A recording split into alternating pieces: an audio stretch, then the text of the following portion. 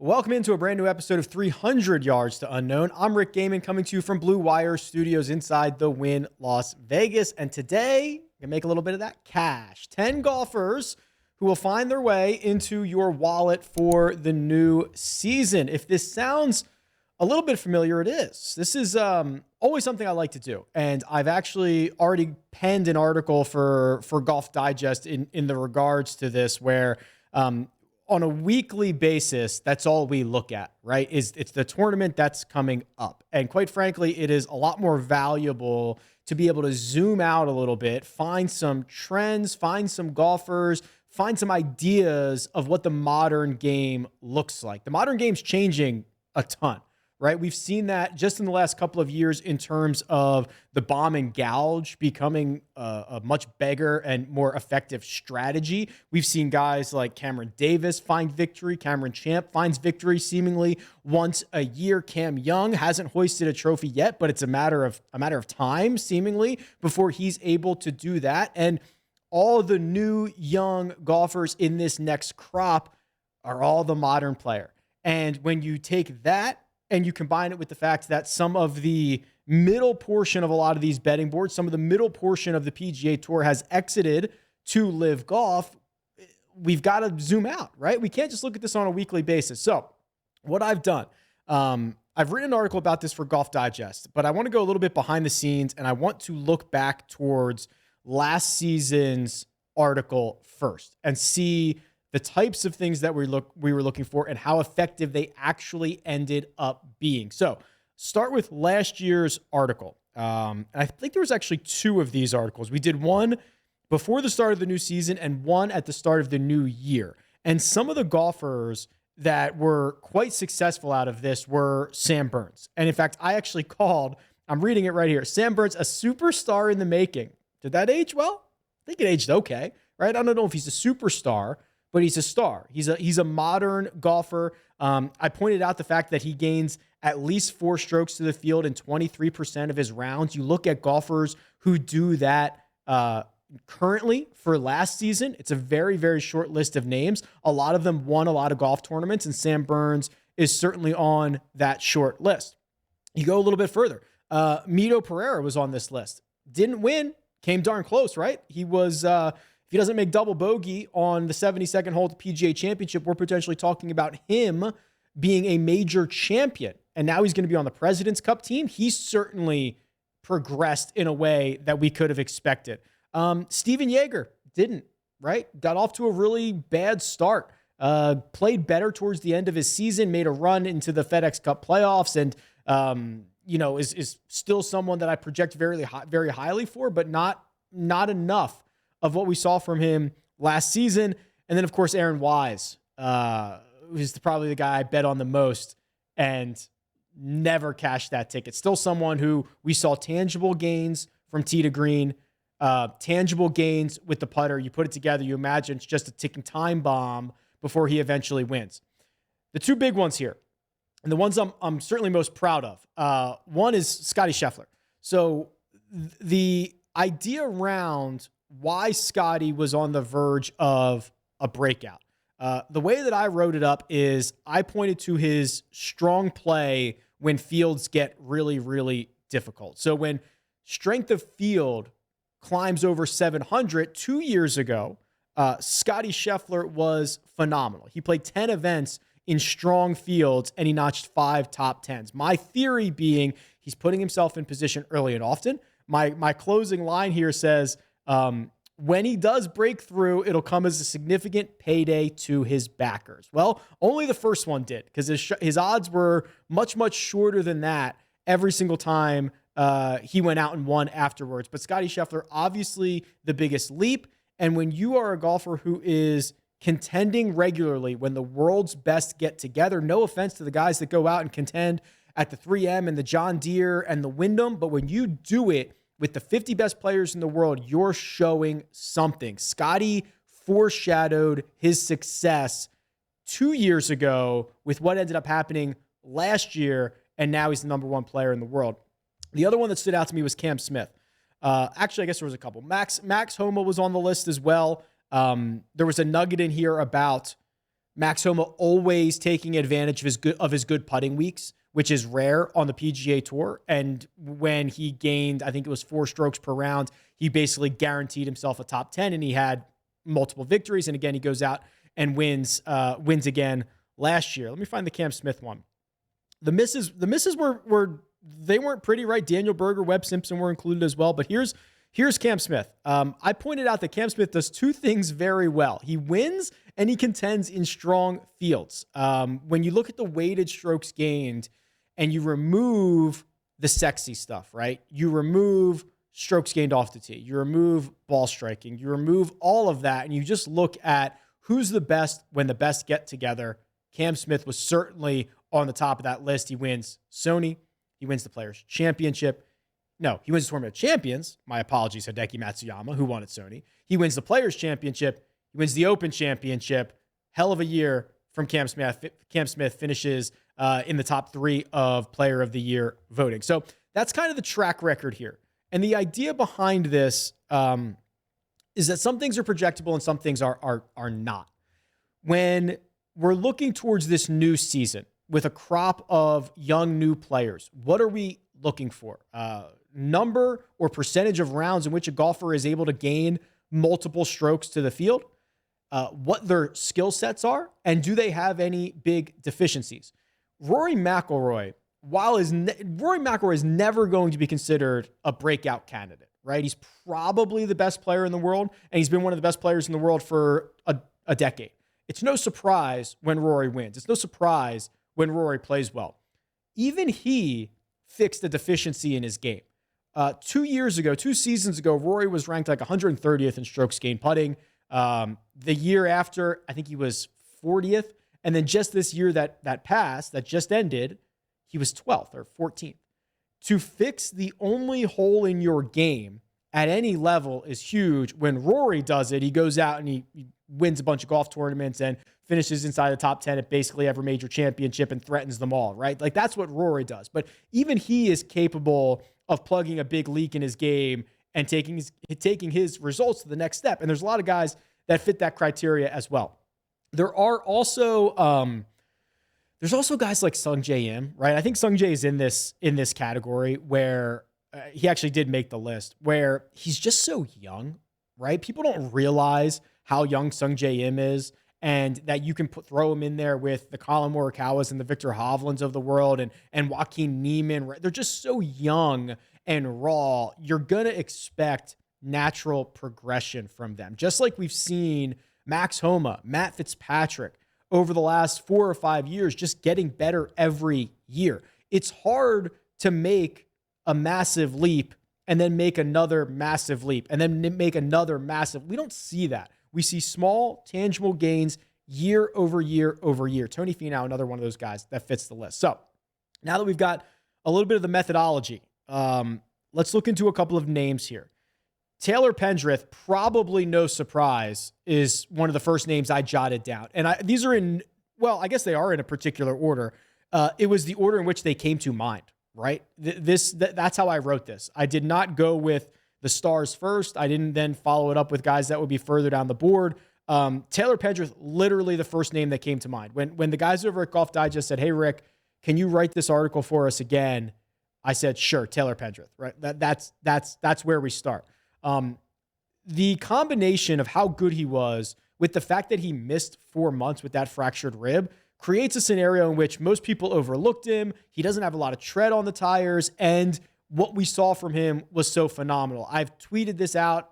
When you start to gain as many strokes per round as Taylor Pendrith does and do it as frequently as he does, it's a very, very short list. So just to remind you, there were only 15 golfers last year, 15 out of 200, that gained at least 2 strokes per round in 40% of their rounds. Those guys, those 15, won 27 times and every major championship. The only 2 that did not were Tommy Fleetwood and Taylor Pendrith. Now, Tommy's a much more known entity, right? We know a lot about Tommy Fleetwood. Tommy Fleetwood is great, but probably getting out of his prime. You know, you can only be in your prime so long. We've seen that from so many different golfers. Taylor Pendrith is entering the prime. Taylor Pendrith is the modern player.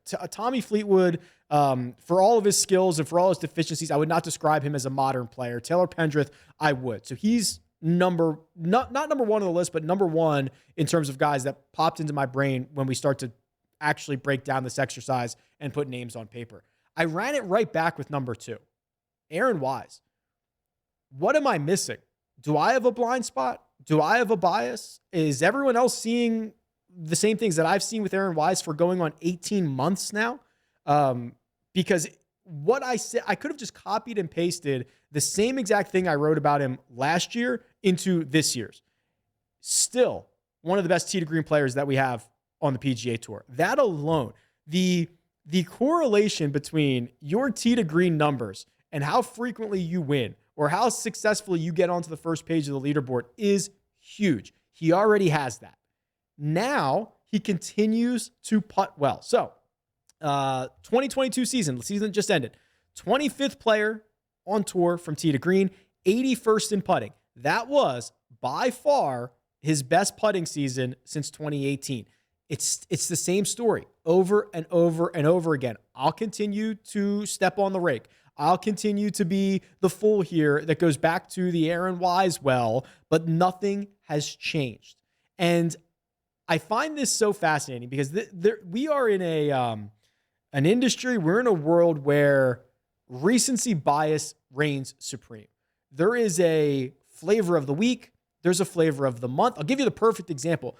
3 weeks ago, maybe 6 weeks ago, because he didn't make the FedEx Cup playoffs, Chris Gotterup was the hottest thing ever. Kid comes out of Oklahoma, wins the Haskins, jumps onto the scene in the summer on the PGA Tour, and he's going to win immediately. That was the sentiment, right? Now we get 50 new guys or 25 new guys injected into the PGA Tour, and no one cares about Chris Gotterup anymore. What changed? Nothing. He's very long. He's very talented. Nothing has changed. We've gotten bored with him. That's what happened. People have gotten bored with Aaron Wise. I don't think you should. He's been absolutely phenomenal. Sungjae Im is next. And I've alluded to this a lot. So when I'm talking about guys that are going to win you money in the new season, guys that are going to take the next step, Sungjae's twice a winner, right? What's the next logical step for Sungjae Im? It's win a major championship, right? Maybe we're a little early there, but that's the next step, win a major. What do you like about Sungjae? And to describe what you should like about him, you've got to go back years, okay? You've got to go back to Korn Ferry Tour Player of the Year, where every single person said, this is the guy. They said he's not like everybody else. When he hits the ball, it makes a different sound. When your peers are raving about you on a regular basis, you should be paying attention to that. And that's exactly what happened with Sungjae Im when he was on the Korn Ferry Tour. Then he wins the PGA Tour Rookie of the Year. More of the same, right? Continued just to get praise heaped all over him. Wins twice on 2 completely different setups. He wins a birdie fest at Shriners here in Las Vegas at 25 under par. And then he wins the Honda Classic at PGA National at 3 under, 4 under, whatever it was. When you can get both ends of the spectrum, there's no place on the PGA Tour that you cannot win. And then now, in this current President's Cup cycle, what are we getting? Captain Trevor Immelman coming on the First Cut pod saying Sungjae Im's my guy. Sungjae Im's the most underrated player on the PGA Tour. Sungjae Im this, Sungjae Im that. It's more of the same. Listen, when these guys tell you this, listen. So the next logical step is that Sungjae takes a leap and contends in a major championship or wins a major championship. Now, he's actually contended in majors before. Remember, he had that runner-up finish at the 2020 Masters. But there were only 5 golfers last season that had a better strokes gained total number. Strokes gained total. Literally how well you played against everybody else. Rory McIlroy, Matt Fitzpatrick, Will Zalatoris, Justin Thomas, Scotty Scheffler. That's it. Sungjae Im was 6th. Those 5 guys had 10 wins in 3 majors. So I expect Sungjae Im to continue to move his way up the board. Michael Kim. Michael Kim's fun. Michael Kim's back. Now, unfortunately, I know at the time of recording this, I know that he's already missed the cut at the Fortinet, which stinks, right? I was hoping for him to get off to a really good start, but there are few guys that I root for, I think, at this point on the PGA Tour, right?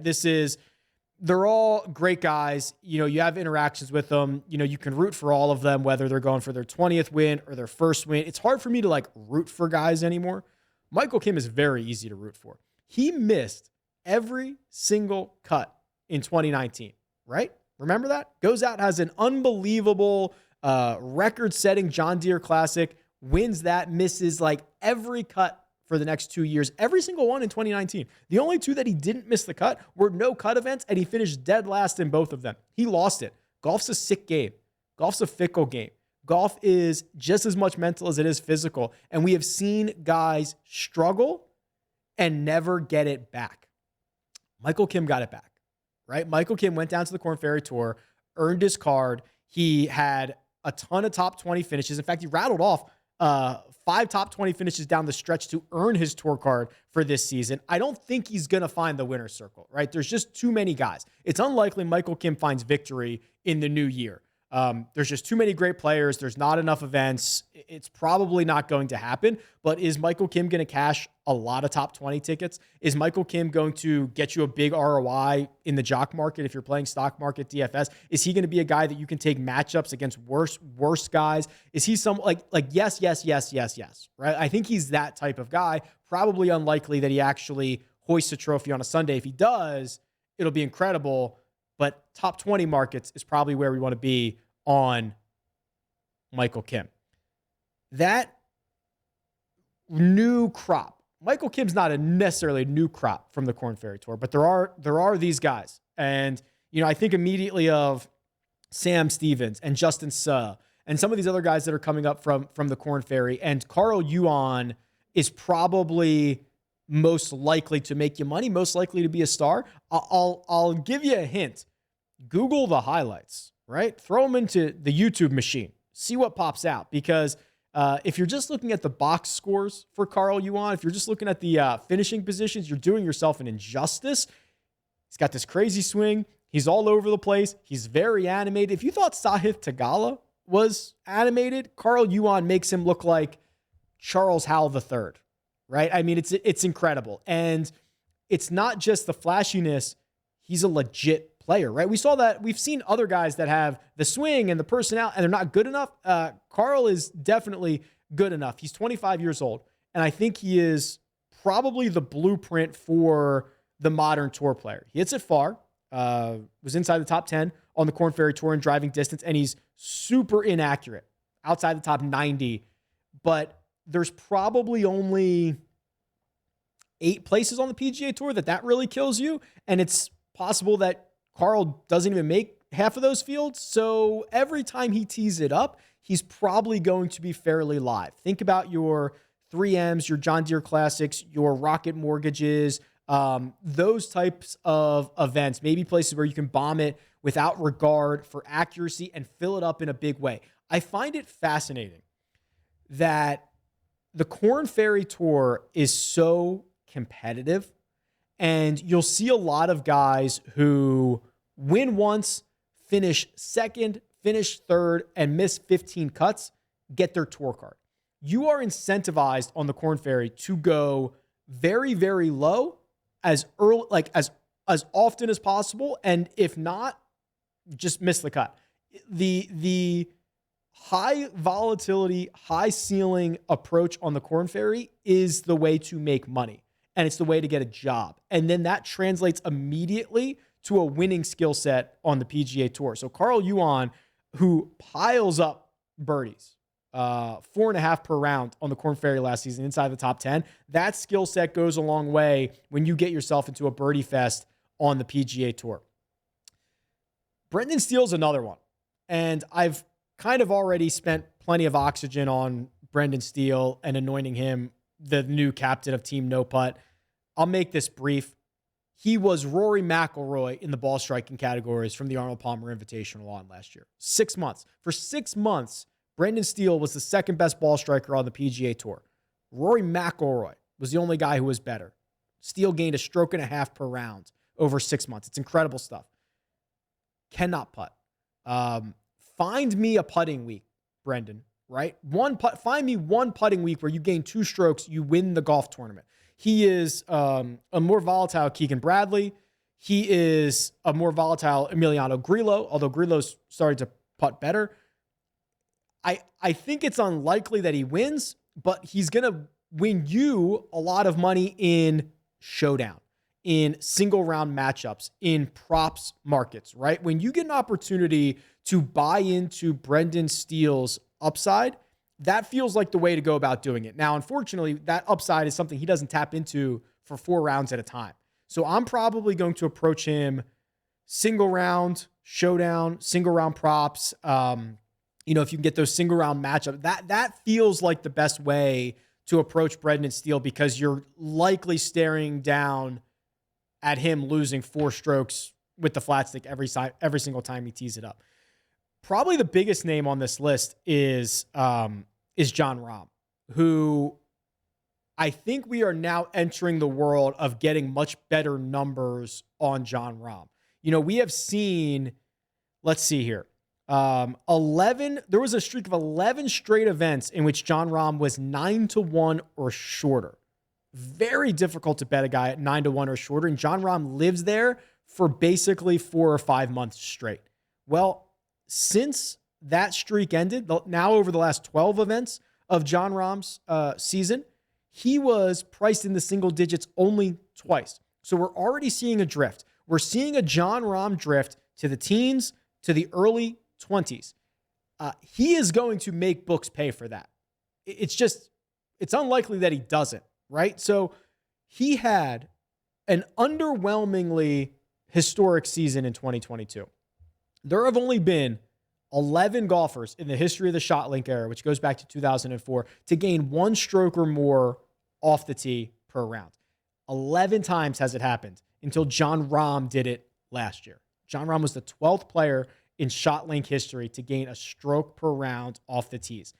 Those golfers generally go on to win a lot, and they win a lot of money, okay? Jon Rahm had basically the worst season of all of those guys. Those 12 guys, you look at what they did, they basically averaged 3 wins. They were like 4th on the money list. Jon Rahm had 1 win at a golf course at a tournament that he was 3.5-1 and finished 15th on the money list. It's almost impossible how little he got out of that historic season. And now a perfect storm where everybody else is winning, the odds are lengthening. Jon Rahm comes back to us at 20-1 and probably wins for us. And I probably wins multiple times, right? I'm bullish on Jon Rahm, considering he squeezed no juice out of the season that he had last year. A 3.5-1 winner was all he got. Brutal. Absolutely brutal stuff. For the first time in Collin Morikawa's young career, did he not win? Right? Isn't that crazy to think? Completed a PGA Tour season without a victory.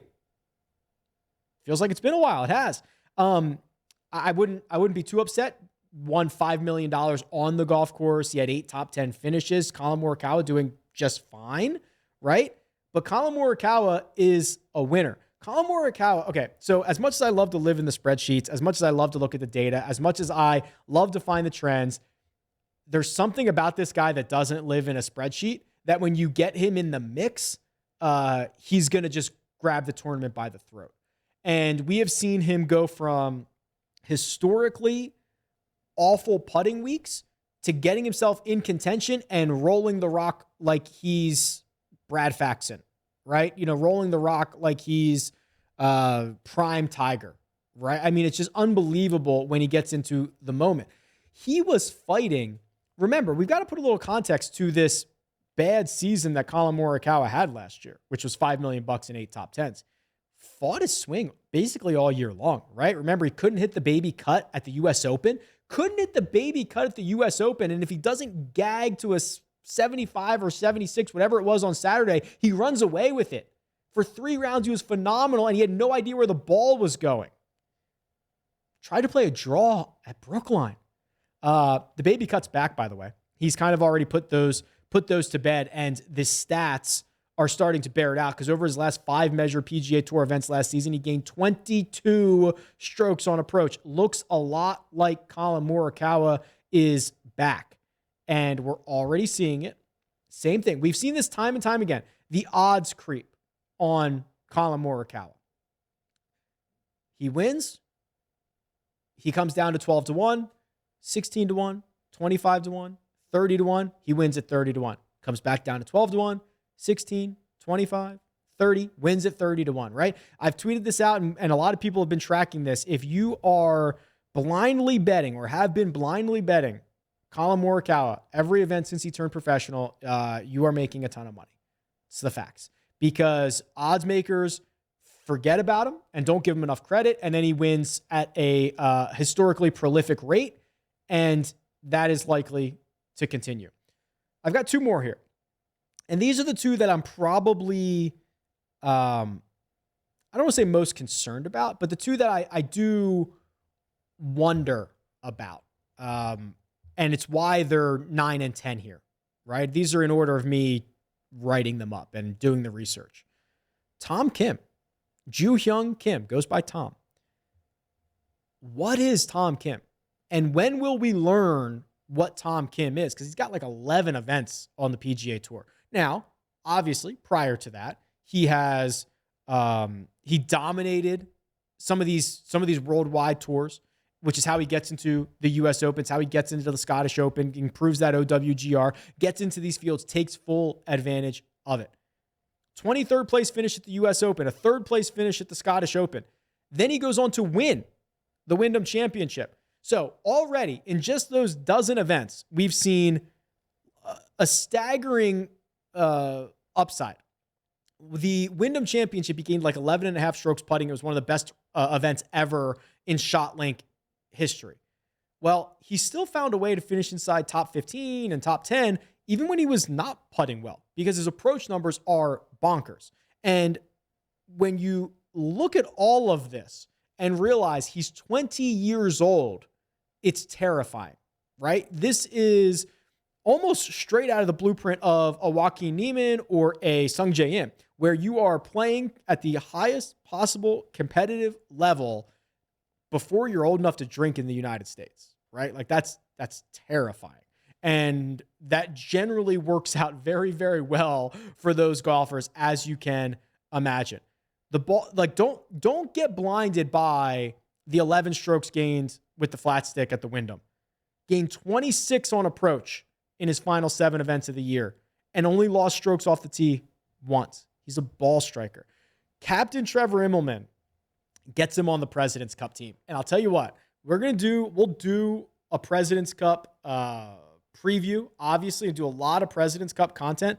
The X factor for this international team is Tom Kim. And I'll tell you why. They don't have many stalwarts, right? Adam Scott probably going to play every single session. Adam Scott's played every session ever.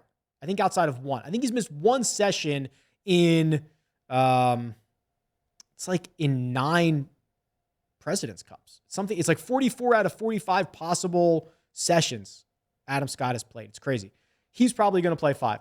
Hideki Matsuyama likely to play 5. Corey Connors likely to play 5. Tom Kim, I think, could play 5. Sungjae is going to play 5 or 4 or 5. Connors might play 4. Here's the value in Tom Kim. He's amazing. 1, let's start there. He's 20. He's not going to get tired. He has been acting as the translator, essentially, for Sungjae Im, for KH Lee, for Siwoo Kim, for the other guys that are on this President's Cup team that are also from South Korea. So Captain Immelman knows how valuable he is, probably plugs him in a lot of places. He can play with anybody. He can play with anyone. I will bet the second the international team top point scorers come out, I'll be betting Tom Kim. There's a path to him playing every session, and there's a path to him playing really well, and maybe 2.5 points wins it for me, right? We've seen, well, what was the highest point scorer in last President's Cup? 1.5 points, 2 points? I don't know. It wasn't many. It was a blowout. Tom Kim might be that guy, and he might be that guy to line your pockets. And then finally, I kind of mentioned him at the top. It's Sahith Tagalo, right? I had someone message me, and they've seen me tweet these blindly bet things They hear me say, "Oh, I just bet Victor every single week. It doesn't matter." And I get a lot of questions like, "Who should I do that for this year?" And I had someone message me and say, "Hey, Rick, my friends and I decided we're gonna pick a golfer to bet every single time he tees it up, and the guy we chose was Sahith." And I was like, "Okay, that's not bad, right? Because you're going to get a lot of really good numbers on him. You're going to get a lot of 40s and 50s. And as the fields start to get stronger, you're going to get like 80s and 100s on him potentially." I don't hate that. And we've seen him already find his way towards the top of leaderboards. Hasn't crossed through the finish line yet, but that's why you're going to be able to get a lot of those good odds on him. The scary part about Sahith to me is that he is just so raw. Right? We talk a lot about the modern golfer being long and inaccurate and high upside. And that's true for Sahith. But a lot of these young guys, they want to be technicians. They want to be robots. They want to be technical guys that get themselves into a certain position, and every single spot of their swing, they're able to identify by a metric or whatever else it might be. Put it on video, degrees, whatever.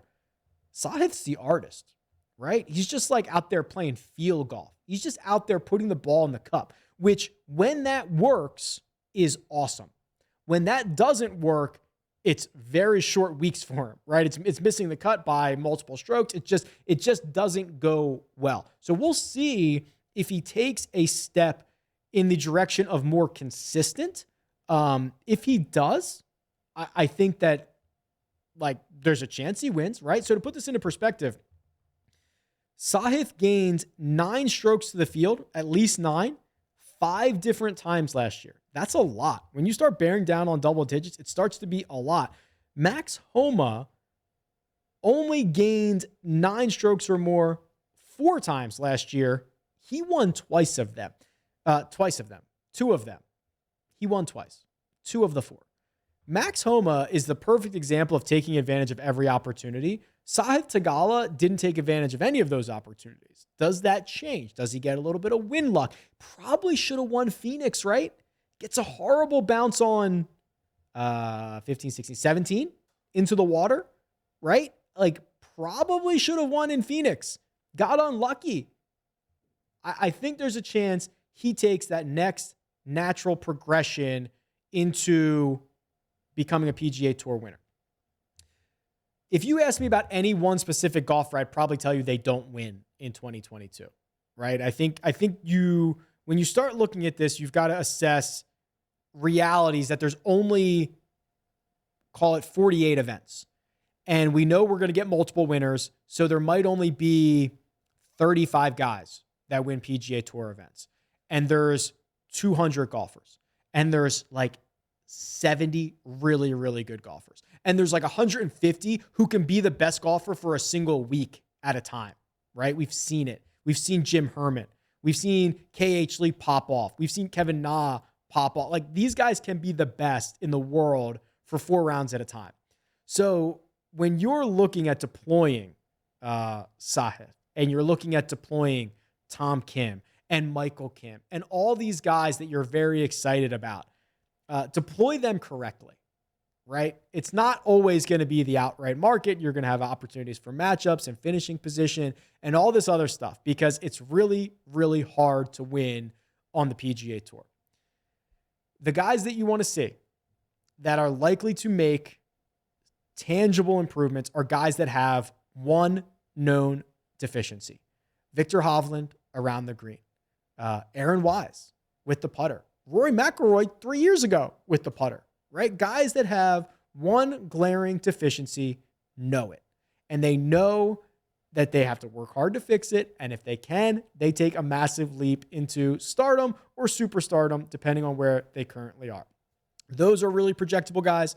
The guys that ball strike it well are really projectable. And then the young guys who are coming up are super projectable, right? It's just like if your favorite NFL team, or maybe baseball is a better example, your favorite baseball team drafts a tall, lanky 18-year-old kid out of high school. It's like, yeah, I see that, right? It's like, I see where he's going to put the muscle on. I see where he's going to grow into being able to control that fastball. I see the raw talent. Cam Davis, right? Cam Davis is the 18-year-old, hard-throwing pitcher who's got a lot of stuff to figure out, who's got to figure out the control, and he's got to put some muscle on. Like, that's, like, I get it. I see the path to him being a very successful star at this level. That's what I'm looking for when you start to look for months at a time or a year at a time. Now, I think we'll probably just go back to a week at a time, right? That's generally what our view is. Hey, who's going to play well over the next 4 days? And then we'll do it all again on Monday. And we'll do it all again on Tuesday. So it's fun to be able to zoom out a little bit, talk about players as a whole, see guys who are going to potentially improve their OWGR. That would probably be a pretty a good criteria to look at. These 10 golfers, did they improve their OWGR or did it get worse? If they improved it, score it as a win. If they didn't, score it as a loss, because scoring just victories is going to be a very tough battle to keep up with all year long. President's Cup on the docket. Sanderson Farms, Shriners here in Vegas. Before you know, if you're going to be in Vegas, probably be out there all week, at least probably Tuesday through Sunday. Monday, we'll see. Mondays are very busy, but if you're going to be out here, let me know. I'll be out on the grounds quite a bit, and then we're going to roll through the swing seat. It never stops. It never stops anymore. I'm happy to be here all along the way. That'll do it. This has been another episode of 300 Yards to Unknown. Catch you next time.